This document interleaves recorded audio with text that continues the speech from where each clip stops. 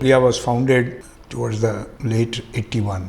We began to focus our work on promoting participation of the people for whom development programs were meant. Important for PRIA's work has been that empowerment means learning and organization. Most of PRIA's work has therefore tried to promote empowerment of the excluded. We worked with tribals, we worked with landless labor, we worked with women in a variety of occupations. Then PRIA worked extensively when local government institutions became constitutional entities in early 90s. तो पंचायती राज व्यवस्था के ऊपर करीब 20 साल प्रिया ने बहुत extensively देश भर में काम किया. उस काम के दौरान we also realized that there are also nagar palikas and municipalities, but that work began only in early 2000. Gradually that work has expanded because problems of urbanization have become more acute.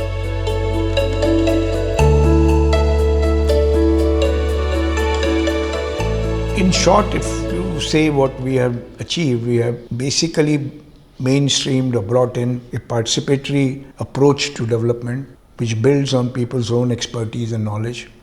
And we have built a cadre of civil society organizations, community-based organizations, leaders of animators, and now we are doing a bit more in trying to influence the curriculum and teaching of colleges and universities so that the new generation of professionals come with this orientation. At the turn of the independence, we had a large number of freedom fighters inspired by Gandhian perspective, Ambedkar perspective, who did not join the government.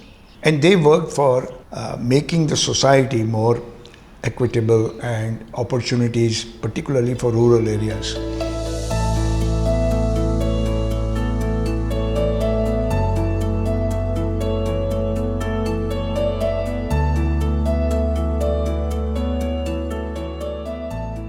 During the early 70s, it had been 20 years since independence or more, and 4 or 5 year plans had been implemented, and the conditions of many people in rural areas had not significantly improved. So that is when the JP movement started. That is when a lot of new way of organizing the economic development model was being discussed, and political emergency also happened in that period. So after the Janata government came into power in 1977, then a large number of new voluntary organizations came about. And I would think that towards the end of 70s and early 80s, a lot of us came into this. And the reason we came was we wanted to do something for the society, but we did not find the political party route as very necessarily attractive. That decade of the 70s and early 80s, there was a lot of hope for change. And I think that is where a lot of young people came and started working. In 1977-78 period, the first National Adult Education Program was launched. The design of that program was done by those who were working in voluntary sector.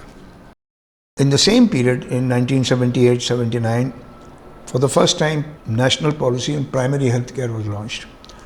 And the example of Aroles in Maharashtra and Johns in Tamil Nadu and Samir Chaudhry's and Sini in West Bengal, those were the examples which were the foundational for the policy. Later on, the hand pump designed in Marathwada and northern Karnataka through voluntary organizations was adopted by UNICEF and promoted in Africa.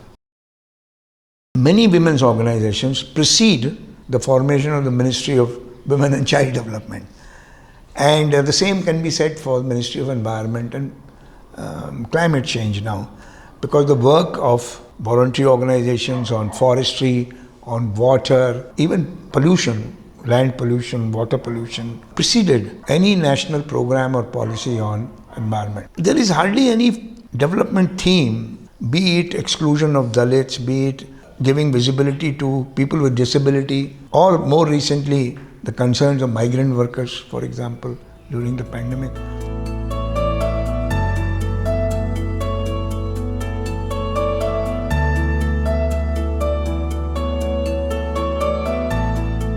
Civil society plays a role of championing certain causes on the one hand, and they're also creating some pilots on the other, how it can be done. Till very recently, all planning commission committees involved voluntary organizations for both reviewing a program and in making new policy.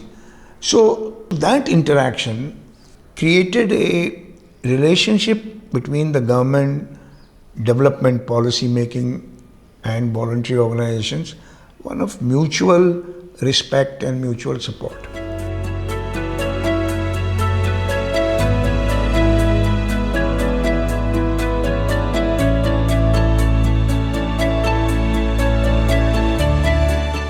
In last 10 years, I would say, that situation began to change. On the one hand, the international resource environment has begun to change. On the other, the political space for voluntary organizations has begun to shrink. The regulatory regime is not a problem, but the sort of the spirit behind the implementation of the regime is beginning to create a sense of irrelevance. The question of increased gender-based violence against girls and women during the pandemic has been highlighted, but further action on that is being restricted. Just an example. This anomaly, this contradiction, was there earlier also, but earlier there was a space to talk about it, to question it, to provide alternative solutions, but that space has begun to shrink. Voluntary organization attracts people who have some commitment to serving others, other than themselves. And because they are rooted on the ground with communities, with households, and typically with the vulnerable and the excluded, they develop a relationship of trust with those segments of society. I remember cyclone in Odisha, the earthquake in Gujarat, in Bhuj, earthquake in Latur, a tsunami in Tamil Nadu and Kerala, and more recently, the pandemic. Now, look at a situation where physical movement, because of a calamity like this, is obstructed. Disruption happens in communication and supply chains and everything. And yet, because of those two factors, willingness to go out, reach out, and the trust, they are able to support communities.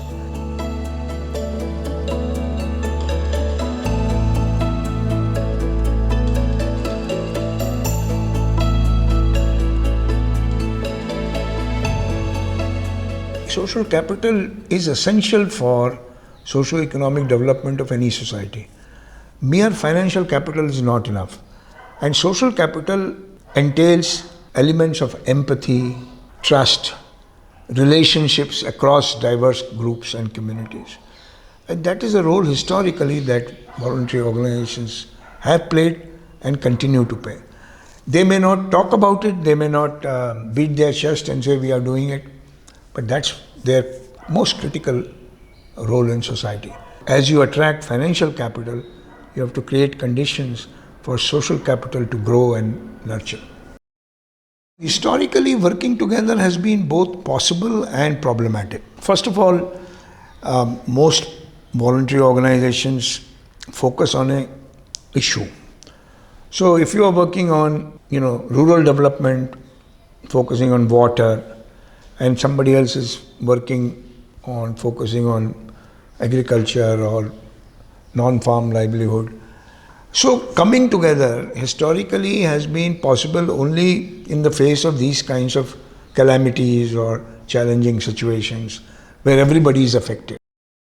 In the last, I would say 15 years, as resources began to shrink, there became a bit more competitive environment, thereby limiting the space for collaboration. But I think by and large, when we compare Indian voluntary organizations over the last 40 years, that 45 years I have known them, in comparison to many other countries in the South, global South, where much greater fragmentation and competition has happened, we have managed to survive. The challenges of working together in a society, my generation of organizations and leaders built many pathways to engage with governments, because governments were very important at that time. In the last 10-15 years, private business has become very important.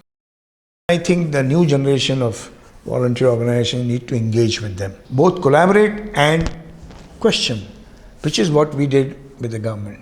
The new generation needs to question, for example, the kind of private investment that is being made in coal mines or in fossil fuels or in destructive technologies, saying we don't believe in this. This will destroy our future. Why are the shares of coal mines going up? That means something is fundamentally wrong. So that is where I see the next pathway.